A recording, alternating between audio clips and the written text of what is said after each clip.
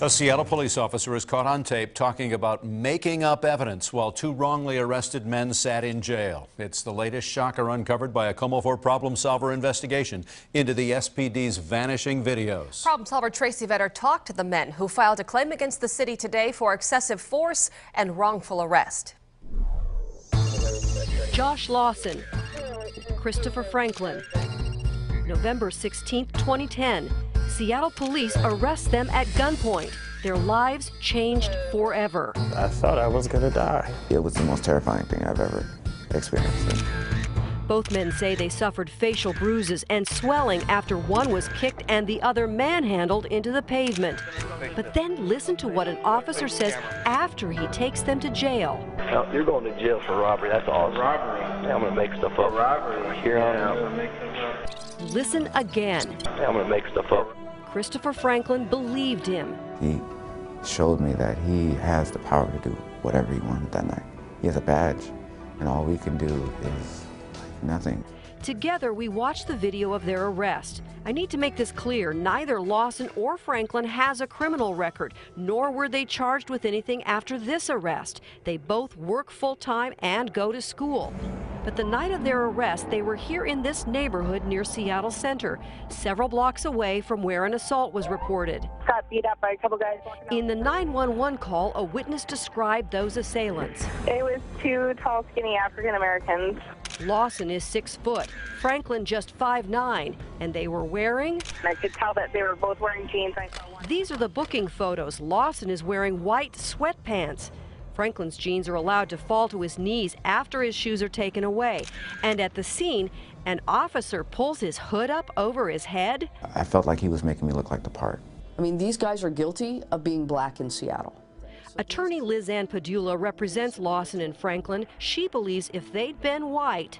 I think the most that would have happened with those kids, police officer would have rolled down his window and said, hey, were you guys over in this area?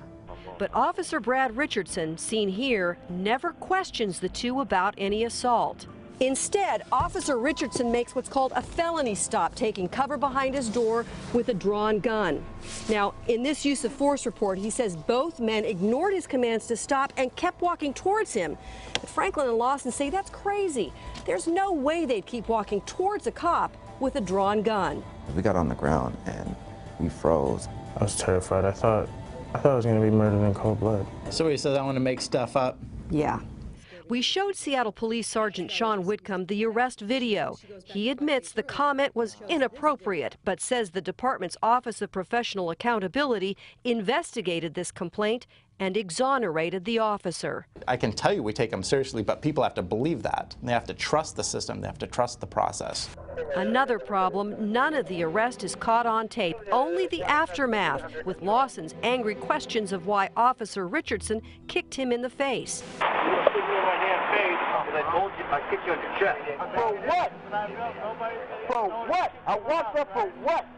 For more than a year, the KOMO 4 Problem Solvers fought to get access to SPD's video database, knowing that dash cam videos could play a critical role in citizen oversight of the troubled department. We're now suing SPD for what we believe is a violation of the Public Records Act. Our investigation uncovered, among other things, that the department had lost tens of thousands of dash cam videos. Attorney Padula contacted us, wondering if her clients were among that group. And it wasn't really until, I was able to communicate with you and your knowledge of what's out there and what the videos mean and your investigation that it was like, oh wait, there's not just one video that we don't get, there's more. The problem solvers discovered at least 3 other dash cam videos exist of the Lawson Franklin arrest, but none show Officer Richardson during the critical time period when he had Lawson and Franklin at gunpoint and later kicked Lawson. Are you going to hold officers accountable if they don't turn cameras on? We do.